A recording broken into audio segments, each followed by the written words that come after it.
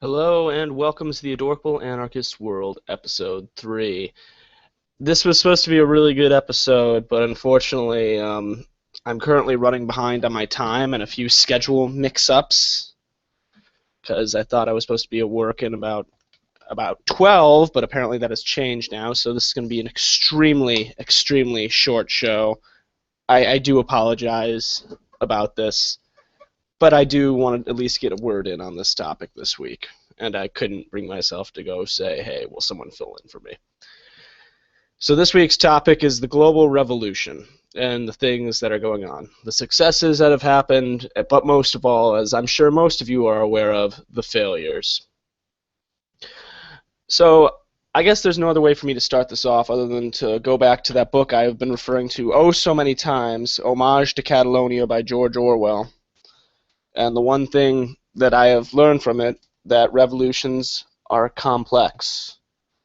They are never simple. As Orwell points out, a lot of the media would call the soldiers of the POUM fascists.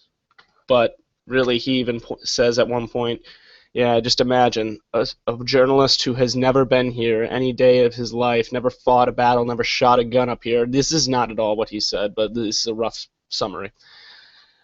He would call that 15-year-old boy who's getting carried down the trench with a blanket over his head a fascist. Yeah, I'm sure he was. But, like, it's never that simple is what I'm trying to say. And in the case for the Ukraine, it is very complex.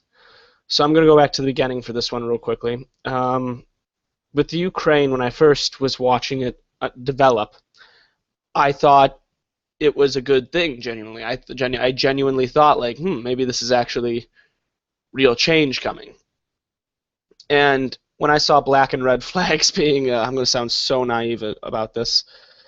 When I saw black and red flags being flown, I was like, well, it's not anarcho-capitalism or agorism, but it's still anarcho-syndicalism, and I'll take that over most other things that you would see.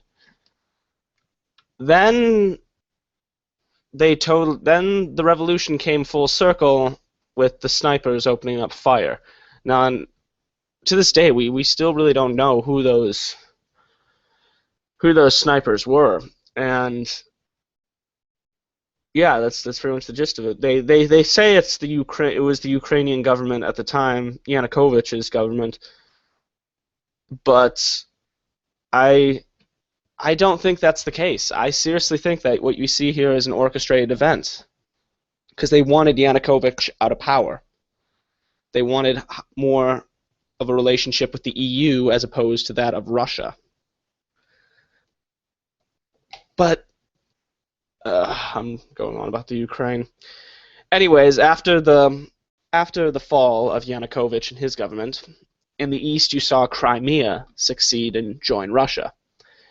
And since then you have had Eastern rebels rebelling against the new interim government that has come out of the rebellion. And since then, too, they've elected a new president who is no better than their previous one. I can only imagine what it's like for so many idealistic young people who saw this guy become their new Ukraine president. Mr. I want peace talks with the rebels, but then continues bombing them for weeks. It's nice. Then again, I'm not going to sit here and pretend that the rebels... Well, who am I even calling the rebels here? Because, but technically both sides on this thing are both rebels, both of which are coming through revolutionary action. So they're just two forces clashing that can't realize, gee, if we really don't want anything to do with you, we should have no part in it. Anyways, they're both clashing, and I'm losing my train of thought again. I'm sorry. I'm so worried about getting to work after this. Anyways, to move on. Next, we have Egypt. And this one really was a bizarre one to watch unfold. At first, you saw them rise up to take down Mubarak. And I'm not even going to lie. Once again, I was on the Egyptian people's side. This was a non-violent revolution, so I thought, maybe this is actually something going on here. We don't have to have guns and all this blood to take down a leader, but then that's exactly what followed. Next, you had the Muslim Brotherhood gain popular support and gain control. Our friends here in the US didn't like that, so them and the Egyptian military ran a massive smear campaign, smearing Mubarak. Now, I'm not going to sit down by and say the Muslim Brotherhood was good. I do not agree with any of their policies, but it's pretty obvious that this was a coup you saw with the military. And whether it was tied to the United States is beyond me, but it wouldn't be surprising. Because it was obvious that we don't like the Muslim Brotherhood over here. Our medias are constantly smearing them. They always say that there's that one voice saying that they're a progressive group, but I have yet to have seen exactly that. Next is Libya, and there's not much to say about this. It's very much so your typical revolutionary story. People started protesting in the streets, obviously funded by the United States, got weapons, killed Gaddafi, implemented a central bank.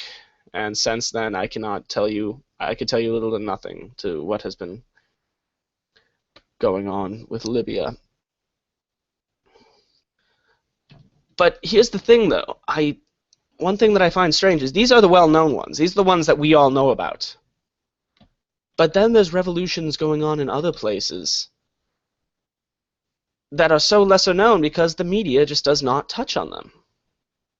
And you kind of want to scratch your head and say, we're covering the Ukraine, Egypt, Libya, and all these other countries having revolutions, but why would we not cover these two that I'm about to bring up? Well, let's look at these for a second. The first you have is Turkey.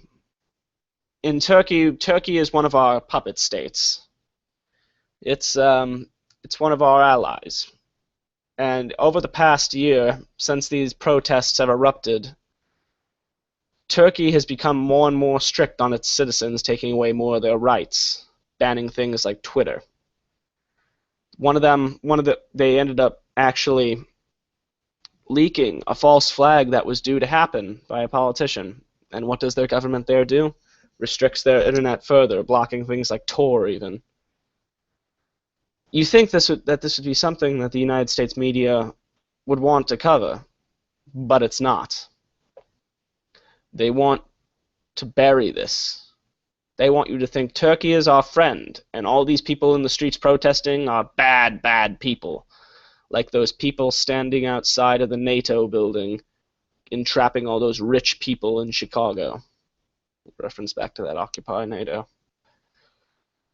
Next, we have Thailand. Oh man, Thailand. Thailand is a great example of what I've been talking about with the libertarian left and the new libertarian. In a sense. I'm not trying to say that they're anything like this, because they, as a matter of fact, are not. But it's identical in the sense that there's two things that they have going on here. They have a choice to unite or be conquered by the coup. And in case you're not familiar with Thailand, I would just like to say, on one side you have those who wear more red. And this is what's strange about this revolution, is it's literally divided like a gang war. On one end you have the red shirts, the red, basically. They want something more democratic. They want a republic. They still want much of the welfare state. It's arguably more progressive and socialistic, basically. And then on the other side, you have those who wear yellow, who want an end to crony capitalism, more open markets, which sounds good, especially when you see that one of their ways of protesting would be setting up markets open in just squares, unoccupied squares. Just go set them up and do your thing without anyone doing anything. Sounds wonderful, right? Well, here's the thing. Not only do they still have central party leadership and that they're looking to get the politically opposed Thailand party into government, some of them actually argue in favor of a monarchy, which is something that I cannot bring myself to support. And since then, the military has taken a coup, and certain news outlets, Vice, they have tried to make it seem like those on the yellow side are supportive of the coup. And I cannot totally believe this. Because one of the things that happened after the coup was many members of the Yellow Party were arrested. So I think that there's some naive people out there who think that the military coup is a good thing, but if they were on the yellow side, truly, I don't think that they would let that go unnoticed, if you will. As I said, and it's funny because these news outlets, Vice, they still try and make it look like this is a two-sided thing. Like the yellow is bad and the red is good. But really, this is one of those situations where both of these sides need to unite against this coup or else get conquered by their old military.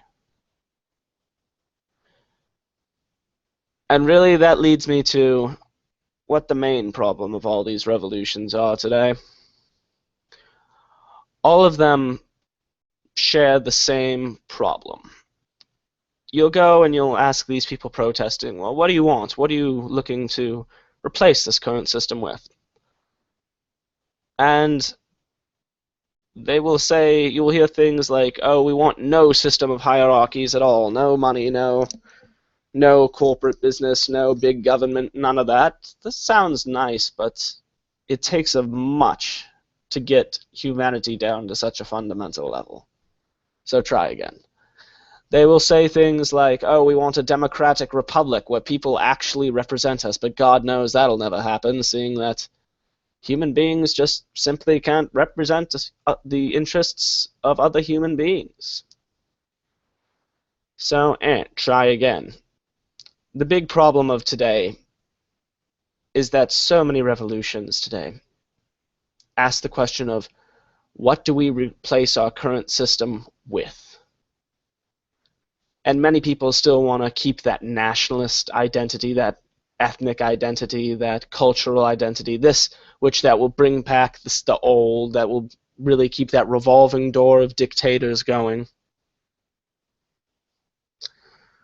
And the question they should be asking is so simple, and yet when you bring it up to people, they'll say, that's utopian, good luck with that. But really, it's not a matter of finding a perfect answer. It's a matter of asking the question. And the people in the crowds ask the question of, what do we replace the current system with, rather than, why did we ever need this system at all? I'm Mitchell Wiechek of the Adorkable Anarchist World. I do apologize for this untimely episode. And to all you listening, you are the resistance. Stay beautiful, strong individuals.